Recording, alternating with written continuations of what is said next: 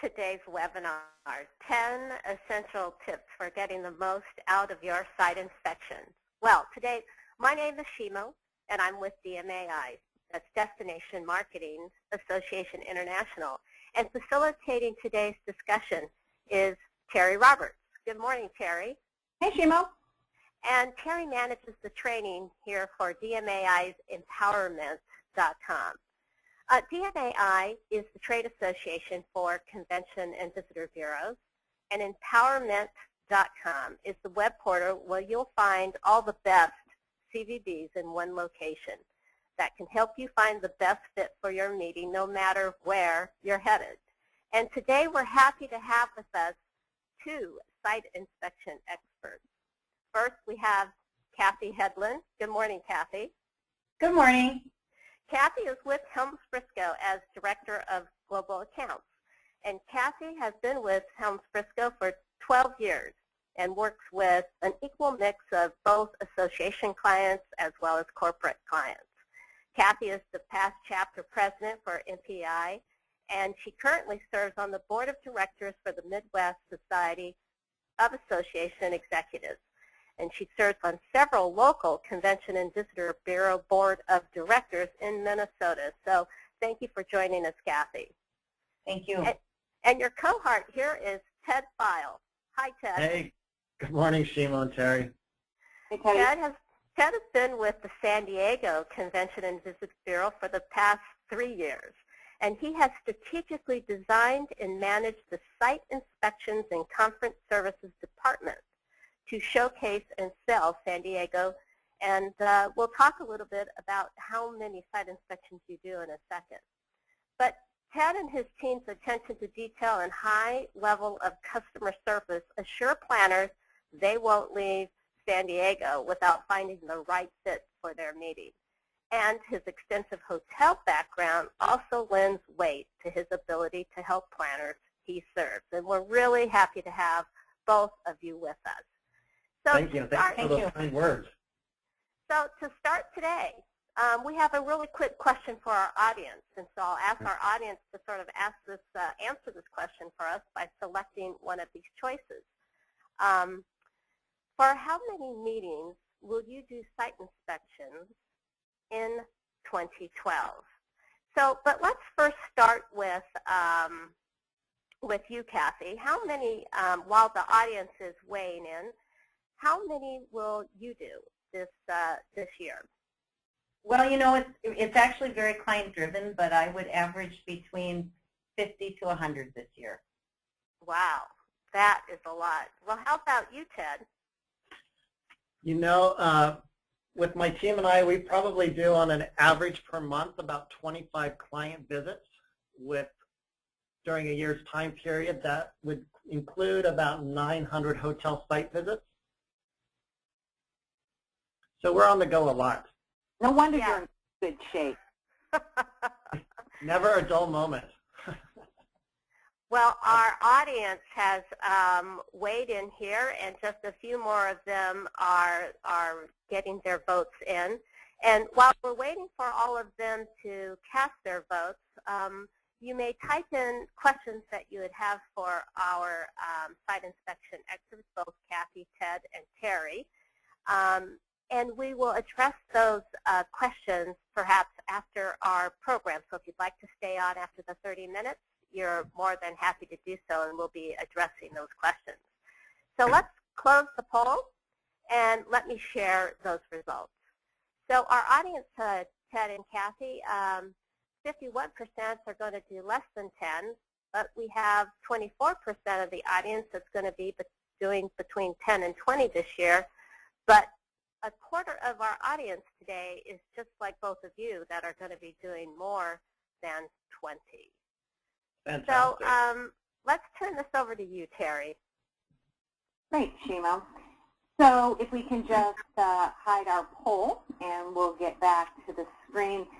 You know, nothing makes me as tired as a site inspection. It is just such a whirlwind process. And it's really difficult to find the time to do it right because, you know, it takes you out of your normal duties.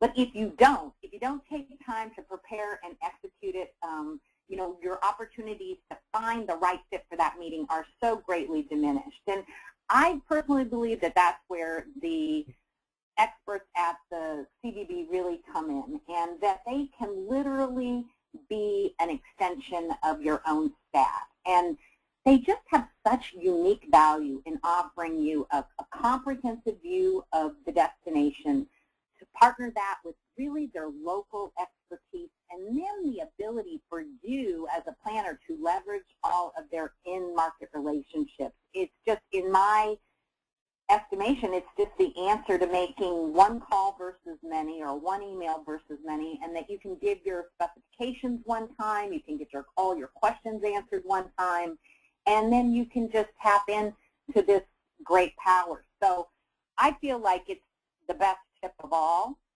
but I know we promised 10, so I guess we'll get started. And tip number 1 is really about remembering that it isn't just get your rates, dates, and your space together, and then it's time to, you know, put your request out there. That, you know, giving really detailed information about the purpose of your meeting, you know, your attendee demographics, you know, what is their typical meeting behavior, that all of that is so important to really getting the most from your site inspection. So I guess I'll turn to Ted first, as you sort of prepare your planners to optimize their site. Why is it so important to get all this information out front, Ted? You know, Terry, this is a really good question. And a wise woman told me when I started this position 3 years ago, she said, Ted, something to always remember in this position is garbage in, garbage out. And, you know, I always get on top of my national sales directors to give me as much information as they can from their client about rates and dates, about the purpose of the meeting, about the attendee demographics. You know, what is the meeting behavior of their attendees? What are their hot buttons? It's so important for me to have this information in advance, so that when I am then working with the client and I've got them here in San Diego with me, that I can narrow in on those for them to make the site as productive and make it an efficient use of their time. Many of these planners are taking 2 to 3 days away from their offices to do these site inspections so that they can find a property that's truly going to fit their needs. And so the more information I have from the planner, the better off I can do my job and execute a flawless site visit for them, so we can find that perfect fit for them. And I think it encompasses your ability. The more information you have, you can really disseminate that to the hotels in your community, and they can better prepare, and again, make that best use of everyone's time. Oh, exactly, and that's all our kind of secret weapon, Terry. We put together a nice itinerary and we disseminate it to all the properties, so they have that in advance of the site visit. Perfect. Well, Kathy, you know, I think one thing that's really hard to segregate out in the whole site inspection experience is the VIP treatment. Obviously, a site inspection is treatment like none other. So I know you're a realist. I know you know the difference between site visit behavior and what your attendees will see. Any tricks of the trade on how planners can sort this all out? Yes, Terry, I think the main thing is pay attention to the details. Look around. What happens before the site inspection? What happens when you arrive? How are you greeted? What happens during the site? And what happens after you go home? First impressions are very important, and they will be your attendees' first impressions too. Is the way you're being treated special? Will your attendees experience that same treatment? I just think really, really being aware is very critical. So not only watching what's happening to you, but paying attention to really what's happening to other guests in the hotel, and probably sometimes just asking, you know, flat out asking the question, like, are my attendees going to receive this welcome or this gift basket or this particular VIP treatment? That's right. I think that's very important. All right, Ted, let's talk a little bit about, you know, that site inspection monotony, sort of like my pet peeve that, you know, we get out of the car, we come into the lobby, we meet, we shake hands, and then everybody passes out business cards, and then we begin to walk endlessly backwards while we talk. How can you as a planner take a little more control and get out of that just standard fare? Well, Terry, it sounds like you've done a few site inspections.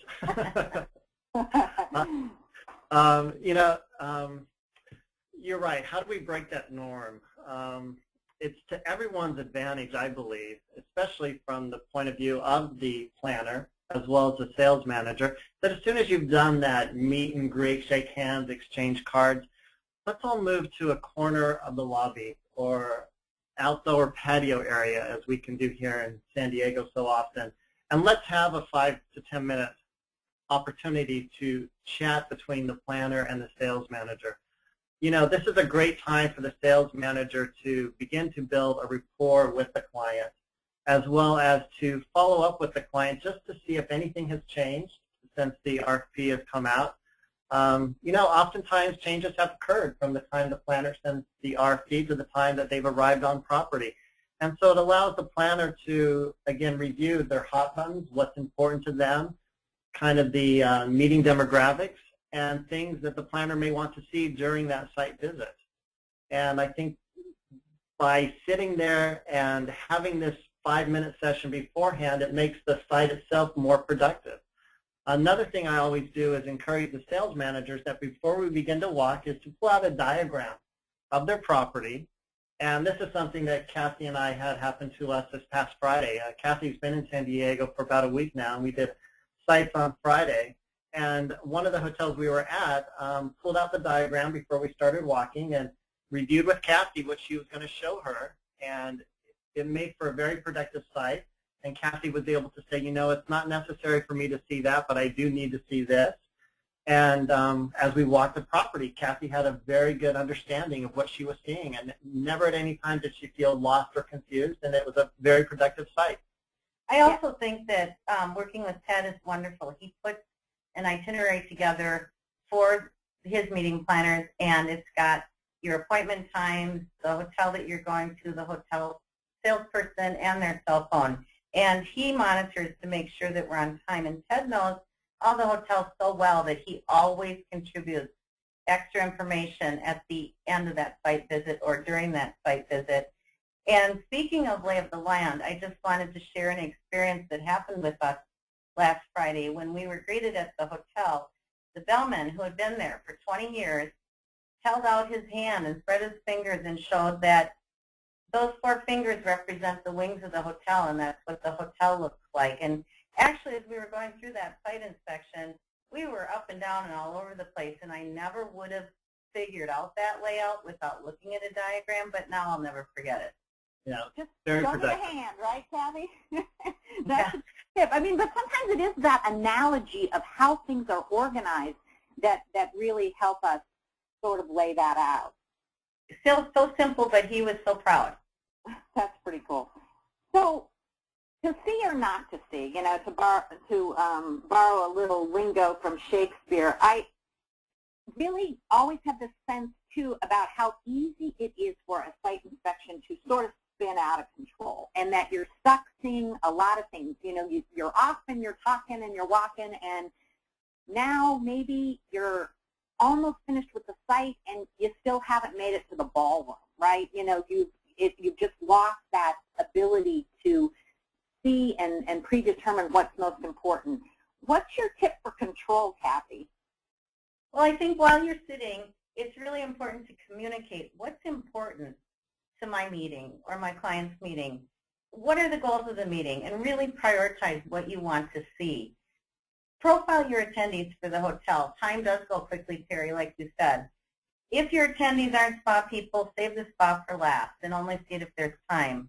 A couple of my clients, for example, one is all men, and they're in the farming industry, and so they're big meat and potatoes people. They want heavy meals.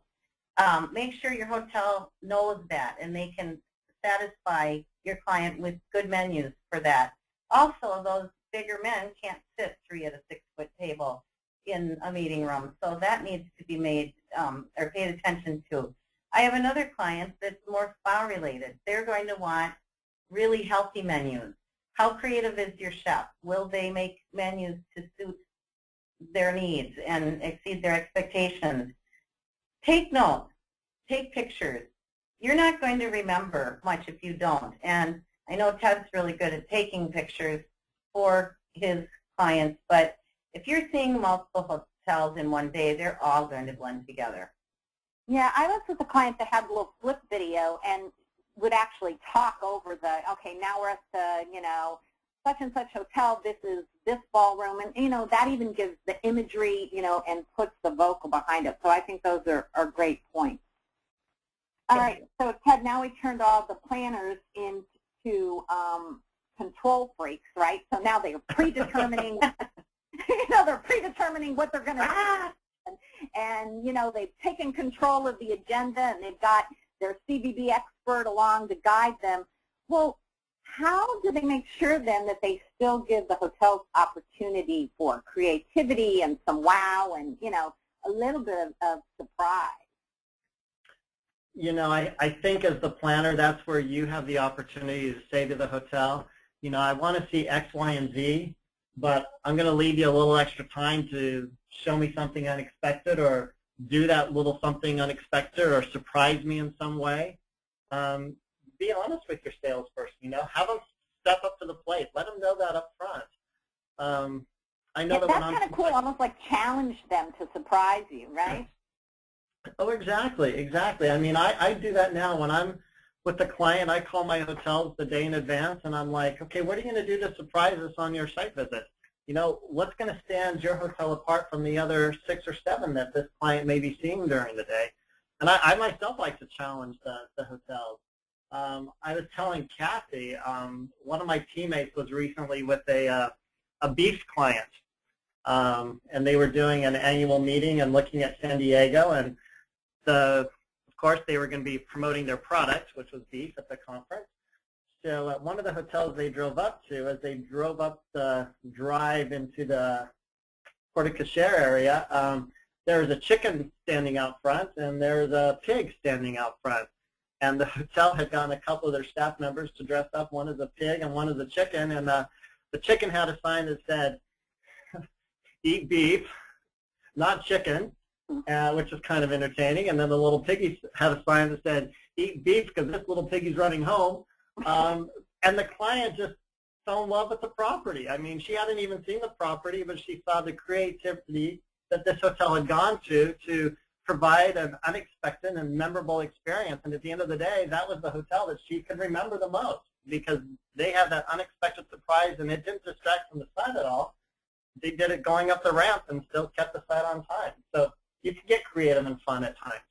That's great. So have chickens and pigs at check-in, and but I think it's the equivalent. I think you've just explained quite well. It's the equivalent of maybe ordering a big steak for dinner, but leaving a little room for dessert. Exactly. All right, Kathy. So tip number 6. This is the kind of sometimes the tough one in the site inspection because, site inspections planners get treated to a lot of very excellent hospitality. So I jokingly refer to this as the equivalent of when you're a single parent. When do you tell your date that you have kids, right? So it's kind of like you're on a site inspection and you're being treated to all this fun stuff. When do you really get down to the brass tacks and address some of the hard stuff like attrition and food and beverage minimums and all the stuff that you really need to know to determine whether this hotel is going to be a good fit? Kathy, how do you do this, and how does your CBB partner help you?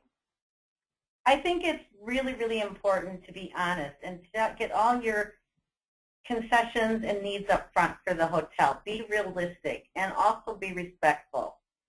If you need complimentary rooms, you need a 3-week cutoff, you need suite upgrades, don't ask for stuff you don't need. Ask really for what you need.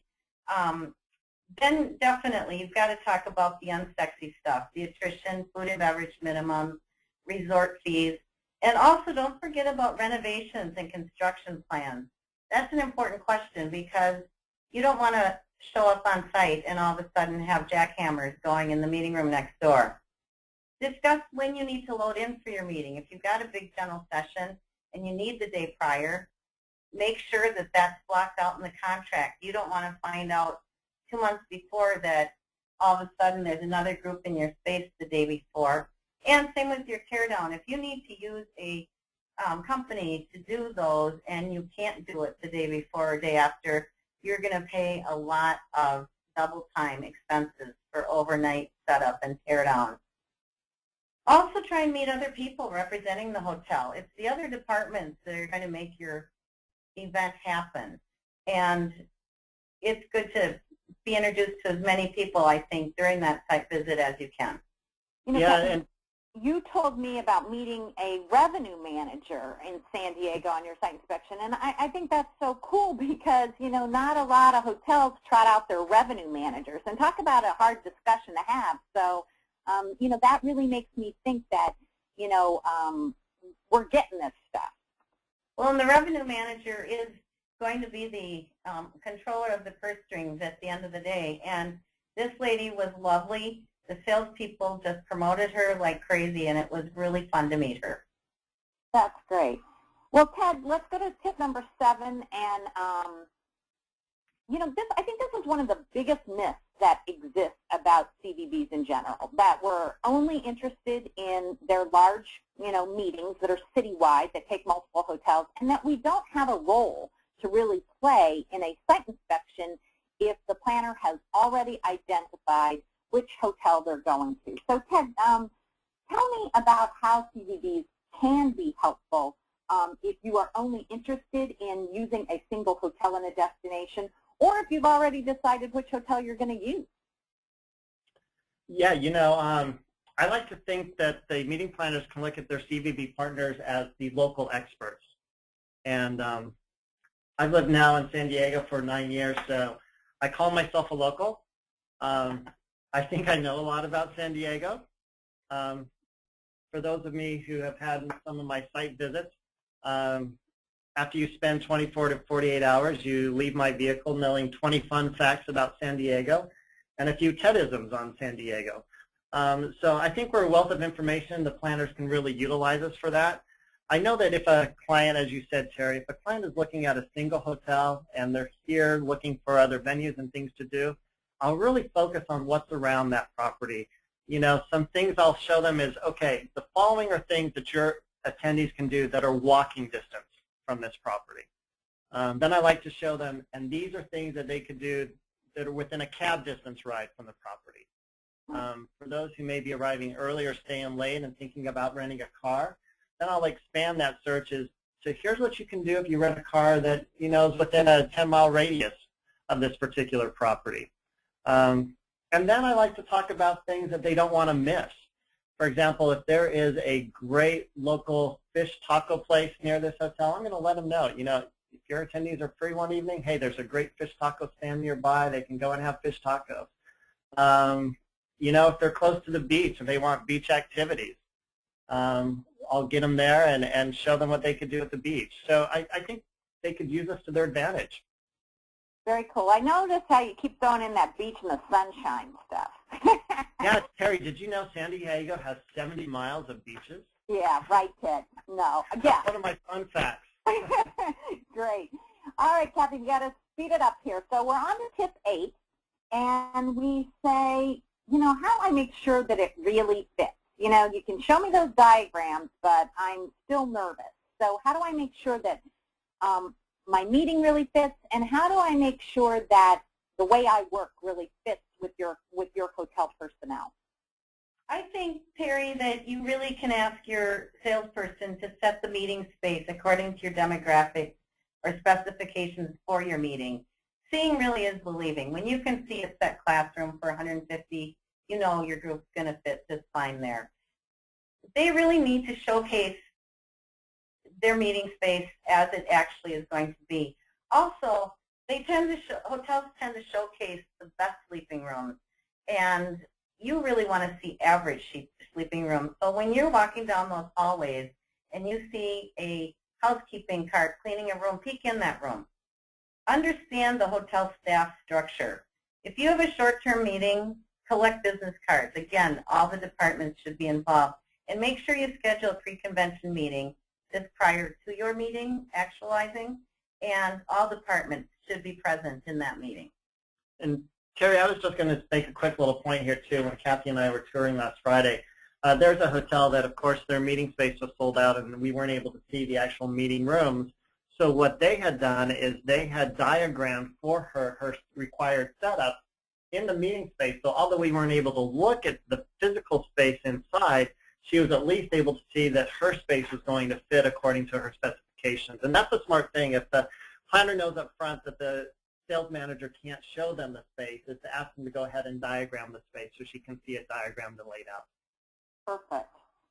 All right, so now we've gotten through all these great pieces of the site, and now it's time to go back, and the phone starts ringing, and the email box starts filling up with all these properties you've seen, and they're all trying to talk to you about, you know, decisions and how it's all going to come out. How can have the CVB help the planner streamline this process?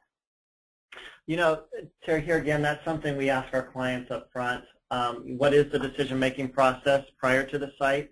We then put that information onto the itinerary when we send it out to our hoteliers. So they kind of already know when they're conducting the site what the decision process is. But again, just before we leave the property, I will go ahead and have the meeting planner let the hotel know, again, this is our process. You can expect an answer in 2 to 3 weeks, because I want to be protective of their time. They've taken time to come to San Diego, so I want to make sure when they go back to the office, they have time to catch up on the work they've missed. And the last thing they need to do is spend the first 3 days inundated with phone calls when a decision may not be made for another 2 to 3 weeks. So, you know, I'm kind of protective of that aspect, and I think that helps out a lot. Very good. All right, Kathy, so we're at tip number 10, which is, you know, it's not easy being green. So we were with Shakespeare, now we'll hop over to Kermit the Frog. But I think it is easier to be green than you think it is. But again, it's about taking some control. What are your tips there? You know, I really want the hotel salesperson to hand me the meeting space diagram so I can walk the space. I don't want to be digging through sales kits as I'm in the meeting space and trying to juggle things. I want that right up front. Sales kits, promotional materials, gifts, everything should be mailed back to my office or put on a thumb drive. If they can do that, that's even better. Meeting planners shouldn't carry bags. You're just encouraging to have them filled. And wear comfortable shoes. Ted and I were on a site inspection last year, and I didn't follow that rule. And by the end of the day, I was almost crawling. It was miserable. And one tip that I like to do that is, I think, a little bit different is send the hotel salespeople thank you notes. They've committed time to you, and it's just a nice touch. It is. You said that to me yesterday, Kathy, when we were chatting, and I love that. You know, I love that, you know, planners can have some gratitude, too, because we always think of it as kind of going the other way, right, that all the hotels are sending thank you notes and the bureaus are sending thank you notes for coming, which is certainly appropriate, but that gratitude really goes 2 ways. Well, we're almost to the end here, so I'd like to offer up tip number 11. And I know you thought there were only 10, but I'd kindly like to refer you back to tip number 5 that says there's nothing like a little surprise. So with over 113,000 hotels and facilities in the U.S., how do you select one? And with over 880 destination experts out there at our Convention and Visitors Bureaus, I think it's really easy to find the right fit for the meeting and to have some great support. And the planners that we have online, we would love to invite you to empowerMINT.com. It's a single web portal where you can find all of the best Convention and Visitor Bureau experts, and that they can guide you through the process of site inspection as well as the other aspects of planning your meeting. So at empowerMINT, you can search and compare multiple destinations. You can submit one RFP to multiple destinations at the same time, and then you can come back and manage a single profile. And you even have the ability at empowerMINT.com to check the histories that destinations are reporting on your meeting. And we know how important histories are to your power to negotiate. So get to empowerMINT and check out the histories that are being reported destination to destination. So with that being said, I just want to thank Kathy and Ted. you really, I think, offered up some real great, realistic, advice on how to attack a site inspection and how to make it productive, useful, fun, and walk away in each city that you visit with just exactly the right fit. So we'll ask Shimo to, I know she's been monitoring the question board, if they have any specific questions, the planners that we have online for either Ted or Kathy. Thank you, Terry. Thank you. Thank you for that. And yes, so we are at the conclusion of our program, but we are going to take some questions that have come in, and we've had numerous questions. But the first one is really kind of addressing the relationship between the Convention and Visitors Bureau and the third party, or Helms Briscoe representative, Kathy. So, Kathy, talk to us a little bit about addressing what is that relationship like for you to work with the Convention and Visitors Bureau? I think the relationship is amazing, and the reason I say that is because I have tools and resources to be experts on cities and destinations, but it's not anything like what a CVB can provide to me. So we really partner and work in tandem at really achieving the same goal. And we have another question here, is that it has to do with the whole surprise element. Some planners were thinking, surprises are nice, but one time they, arrived at a hotel and there was a whole choir of employees singing, and, they were, certainly surprised, but it was sort of uncomfortable for the planner. What would you recommend, either Ted or Kathy, about how those surprises can be managed to a comfort level? That's a good question. I've never have yet had a choir sing during a site visit. I think that would be surprising even for myself. I think, for one thing, as is something we do here in San Diego, is when the surprises are happening, when I'm calling the hotels prior to the site visit, I'm asking what they're doing that may be unexpected. They share that information with me up front, and if it's something that I think may be too much for the client or something that really is going to surprise them, I'll work with them and we'll change that up so that it's not a shocker, or it doesn't distract, or it doesn't take too much time. So I know from a CVB that's what we work on. And Ted, I know in San Diego and in other destinations as well, like there's certain parameters that some planners are put on, like, I can't accept certain gifts, government planners or other, corporate planners, I can't accept certain things, or these things aren't, gifts, or different types of freebies need to be controlled. And those are all things that I think you can communicate effectively to hotels. You really can, and the planners can communicate that too up front. If they just want a straightforward site, make sure the salespeople know that at the property level. And you can say that if you want just a little unexpected surprise, let them know what your parameters are there. Again, I think the better the communication is between all parties involved, the better the site visit is going to be. And I think it's profiling your clients, or I know if I walked into something like that, I'd be overwhelmed. I wouldn't like that at all. But I think as long as, if Ted's setting up the site inspection, he knows that about me, then again, communicating with the hotels, and we all are in contact with the hotels up front, and hopefully anything like that would be discussed. We had a couple of questions that came up about taking pictures for the planners. Is that, while on a site inspection, is that something that, Kathy, you would recommend CVBs offer, or what would your thoughts be on that? I think it's more of a personal issue. I love it when the CVB takes the pictures and emails them to me. That's a nice touch, even if I take them myself. Now I've got other ones. They might be looking at things from a different angle than I am. But I also think it's going to depend on a personal issue. Some people are really super shots and really get into that, and some people don't. I'm kind of more the type that I'll be looking at my meeting diagram and paying attention to that and looking at the room.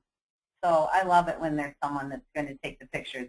Yeah, and Shima, that's something too where, again, the planner can really utilize their CVB partner during the site visit, whether it's to take pictures, whether it's to take video. I've carried purses, I've carried bags, I've carried borsas. For one site visit, I carried a baby around for 2 days on the front of my chest, just so the client could have their hands free to take notes and be communicative with the sales manager. Well, excellent. Well, we are 10 minutes after our scheduled time, and for those questions that did not get specifically addressed today, we will make arrangements to invite you into a conversation that can address some of these additional questions. But I want to extend on behalf of Destination Marketing Association International and on behalf of empowerMINT.com, thank you, Ted, and thank you, Kathy, for joining us today and offering your insights on site inspections. Thank you. This was fun. Thank you. Thank you, Terry, and everyone have a great day. You too. Take care.